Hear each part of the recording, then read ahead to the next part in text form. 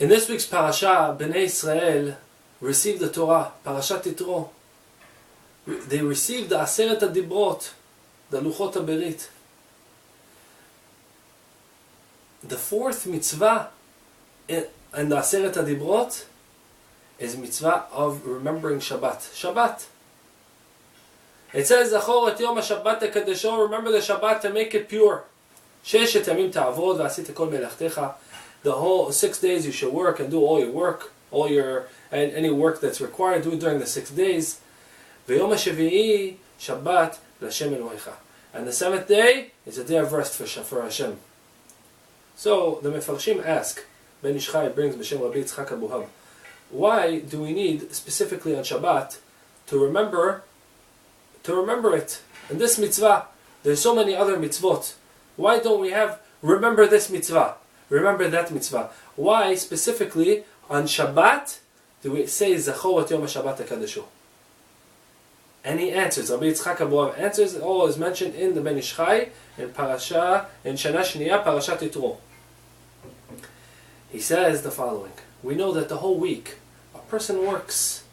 He does different. He cooks. He bakes. He does borer, separating. He does dash, squeezing fruits. He does a bunch of different melachot. Tzad, he traps. He kills flies on Shabbat, during the week. All these different things that a person does on Shabbat, a person cannot do that. Says Rabbi Yitzchak Abuhab, a person has to remember that today is Shabbat. A person has to put it inside his mind that today is Shabbat, and therefore, even when I shouldn't have a shogeg. I should be remembered that there is something I should not be mehalel Shabbat, even by accident. It has to be on the top of our heads the entire time. When we're eating, we act differently. You can't do borer, you can't do sochet. There's certain things that you could do, certain things you can't do. Certain things you could put onto the hot plate on Shabbat, certain things you cannot put. All these halachot. So he says, Rabbi Yitzchak Abuhab, therefore you have to remember it. And he says, and if you look at the psukim, it's beautiful. It says, Zachor et Yom HaShabbat HaKadesho. You want to know why you have to remember the Shabbat? Because it says, Sheshet Yamim Ta'avod v'asit kol melachtecha. And v'yom HaShevi'i Shabbat Hashem Elohecha. It says 6 days you're going to work and do 6 days of the week you're going to work. And only 1 day is Shabbat.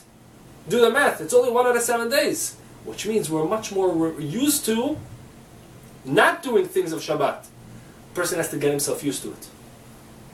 Also, there are other terutzim, there are other ideas. The Kli Yakar and the Or HaChaim HaKadosh, they also say that we have to be Mekadesh the whole week. We have to remember the Shabbat. When we say Hayom Yom Rishon, today is the first day of the week, B'Shabbat. Shabbat Kodesh, we're counting every single day. This is leading up to Shabbat. Our entire week, from the beginning, is looking forward towards Shabbat. Remember it, because this is what's going to make it Kadosh. The entire week.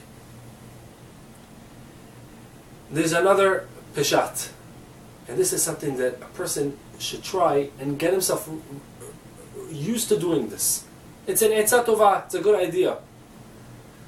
We know that there is Isur to speak on Shabbat, Divrei Chol. Speak about business on Shabbat. Speak about different things that have nothing to do with Torah and Shabbat. Or things that are not important for Shabbat itself. A person runs a business the entire week. His head's thinking about it. How is he on Shabbat all of a sudden going to be able to go like this, switch, and now all of a sudden I'm in Shabbat mode? That's very difficult. How do you do that? Therefore, the Torah tells us, Zachor et Yom HaShabbat, to remember the Shabbat is coming at the end of the week, and therefore, try to finish up all your businesses, everything they have to do, so that by the time Shabbat comes, you'll be able to be as if the entire week doesn't exist, and you're only standing in Shabbat. A person should try, don't start a new project on a Friday. That's the wrong thing to do, because now your whole day you're going to be thinking about it. Finish the project by Friday, so that when Shabbat comes, your head is clear, and you'll be able to think in Dvar Torah, to study Torah, to think on Hilchot Shabbat. A person should learn Hilchot Shabbat in order to remember what he can and cannot do on Shabbat. remembering that Shabbat is today, going back to the first answer, remembering that today is Shabbat, doesn't help if a person doesn't know what Ilchot Shabbat is. Therefore, a person should focus on Ilchot Shabbat, learn them specifically on Shabbat. Sit down on the Shabbat table and learn it with his children. Read out of different sefarim today. We have, Baruch Hashem, a lot of sefarim on Ilchot Shabbat in English and Hebrew. Everybody can study Ilchot Shabbat. There's another answer that I thought of 4 years ago. I thought of this answer, and today I saw that it's in the Or Chaim HaKadosh. There's a Gemara in Masechet Betzah that tells us that Shammai and Hillel, Shammai used to, on Sunday, go to the marketplace and he would see a beautiful cow, and he would buy it for Lichvot Shabbat Kodesh. On Monday, he would go to the shuk and he found a nicer cow. So what did he do? He would eat yesterday's and use this one for Shabbat. And so on. Thursday he found even a nicer one and he'd save that for Shabbat. And he would eat the previous one during the week. Hillel did it differently. Hillel used to go to the marketplace and buy and eat for today. And he had such bitachon, such trust in HaKadosh Baruch Hu, that he's going to find that on Friday, Lichvot Shabbat. He wasn't worried from the beginning of the week. The Mefarshim explain it's different levels of styles of bitachon, how to trust HaKadosh Baruch Hu. Hillel had such bitachon in HaKadosh Baruch Hu that he was able to say, I'm positive that I'm going to get the best cow on Friday. And therefore he was calm. But we should act like Shammai. We should act like Shammai. Why should we act like Shammai? The whole week when a person goes shopping, you find something beautiful, there's a new fruit, there is a new suit, a hat, somebody gets a tie, brand new shoes. Get them Lichvot Shabbat Kodesh. Get them for Shabbat. A person should think the entire week, Shabbat is coming, how do I honor it? Present something new on the table, something nice. That's how a person should remember. And the Or Chaim HaKadosh, today we saw it, Baruch Hashem. The Or Chaim HaKadosh says this too. He brings down, like the Gemara in Masechet Betzah, that says that a person should, like Shammai, from Sunday, he would already say, this is for Shabbat. On Monday, he would go buying. The whole week, a person, and that's part of the mitzvah, Zechor Yom Shabbat HaKadosho. It's a beautiful thing if a person would be able to focus his entire week and try to channel it towards Shabbat. Whether it is by, like we said with the business, trying to tone it down so by the end of the week, you already are able to clear your mind and focus on Shabbat, on Dvar Torah. Or if it's throughout the week, saying Hayom Yom Rishon b'Shabbat Kodesh, Hayom Yom Rishon b'Shabbat. Today is the first day of the first day of the week of Shabbat. Today is the second day of the week towards Shabbat. We're counting up to Shabbat. And when we go shopping, a person sees something beautiful for Shabbat, he should get it for Shabbat. That's the idea. And a person should also learn Hilchot Shabbat, so that on Shabbat itself, he's going to be able to remember and to say, oh, this is mutar and this is asur on Shabbat. It's important, and that's why the Torah specifically mentioned Zechor Yom Shabbat HaKadosho. You should remember the Shabbat in order to honor it, in order to be mekadesh, to purify it, to make it holy. Last week, at the beginning of the shiur, we asked, there was a story that happened, now it's 2 weeks ago, here in Lakewood. The story was, there was a fellow went with his friend. They went to a store and they had the hot meat stand. And the hot meat stand, the salesman, who was the owner of that stand, cut a thin slice of meat and he let them taste. And they enjoyed it, but they saw that it was $31.99 a pound. So the fellow asked from the person, he said, listen, can you give me a quarter pound? Lichvot Shabbat. It was on a Thursday. So the guy says, I don't know pounds. Talk to me in slices. So he says, okay, in slices. He is thinking in his head, I just received a slice that was so thin, 8 slices will reach a quarter of a pound, we'll be happy, and that's it. And he turns to talk to his friend, and all of a sudden he sees that the guy is about to finish slicing all 8 slices, and each slice is about this thick. Some are a little thinner, some are a little thicker. And the guy was laughing, and he says, you wanted a quarter pound? This is almost 2.5 pounds. And he puts it into the thing, and he weighs it, puts it on the scale, and weighs it, and not only was it 2.5 pounds, it was 3.28 pounds. $104 or $5 about. This guy asked for a quarter of a pound. $31.99 is about $8, $9. No.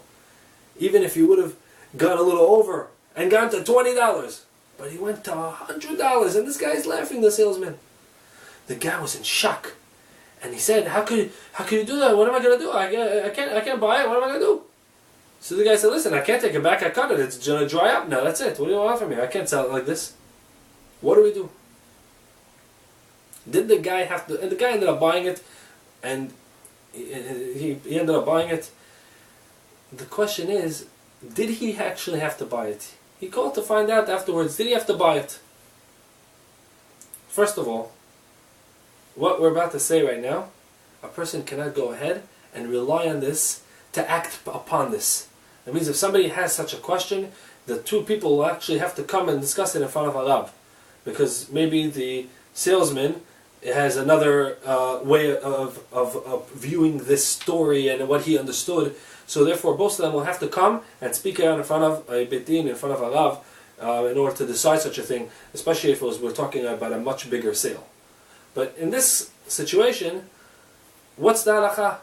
This situation, this is what it was. A few people there that were able to say over the story. This is exactly in this scenario what is going to be the halakha. In Siman Shin Lamed Gimel Seif Chet, Maran Shulchan Aruch says, if somebody tells an uman, a craftsman, make me something from his own stuff. The craftsman has his own utensils. He's going to make his own. Make me something, a kli, a vessel. And he makes it, and there comes the day that he's supposed to pick it up, and the guy says, I'm not picking it up. I don't want it. So the salesman says, the craftsman says, listen, if you don't take it, it's going to get lost. Nobody will be able to use it. I will never be able to sell it. This is specifically for you. We had a case like this. If somebody would order a tailor-made suit and it was a very difficult size to fit, and now where are you going to find somebody that's with the exact size that you're going to take this tailor-made suit with the right color and he's going to want it? And this tailor is going to lose money right now. Says Chayav, he has to pay Medina de Galmi. He has to pay because it's Medina de Galmi. He caused the guy damage. He relied on you. He was counting on the fact that you did it. He did whatever he did based on what you said that you're going to buy it. Now that you're not buying it, you're causing him an immediate damage. Therefore, you're going to be Chayav. The makor of this, the source of this halakha that's in Shulchan Aruch, is in the Rosh, in Shuta Rosh, Siman Kuf Daled, Klal Kuf Daled, Siman Vav. It's brought down in the two at length in Siman Shin Lamed Gimel. It's actually a short teshuvah, but he brings it fully in Siman Shin Lamed Gimel. The Sima adds on the Shulchan Aruch, he says, you should just know that the craftsman would have to try and sell it. He's going to get something for it, maybe. If he doesn't, he doesn't. So he has to pay full price. But if he's going to get something for it, then the person who made the order and backed out will have to just pay the difference. But first the craftsman has to go and try to sell it. You can't demand. Either way, we understand from this Shulchan Aruch and from this Sma, let's say the guy would be able to sell it. Can the guy say, I don't want to? I don't want to buy it? Theoretically he can, and there's no damage done. Why? Because he is not your worker. He is just a salesman. Even though he did it for you. In Siman and Shut, Maharas Ason, Torah Temet, Shut Torah Temet, Siman Kuf Yutet. He says that a craftsman who is working with his own things, he's not, for example, if I would give a craftsman my suit to fix it, it's a different story. We're talking about a case where I gave him something to make from scratch from his own material. He's just a salesman. He's not considered a po'el. He's not considered a worker. He's not considered a kablan, a contractor doing something and he's got to finish the job for you because it's not yours. And therefore, he's just a salesman. I don't have to buy. If I cause damage, I have to pay.